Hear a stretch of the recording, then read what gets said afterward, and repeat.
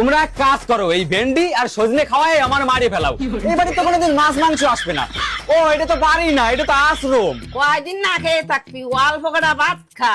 খাবো না আমি ভাত, আর তোমরা কেউ আমারে খাওয়াতে পারবা না। আর এবার যদি মাছ মাংস রুই কাতলা নিয়ে আসো তাও খাবো না।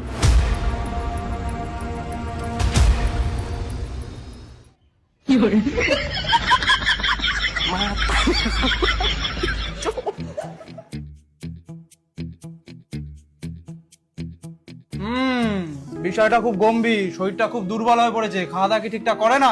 দুর্বল তো হবেই, 4-5 দিন খাওয়া করে না, শরীরটা তো কর গেছে।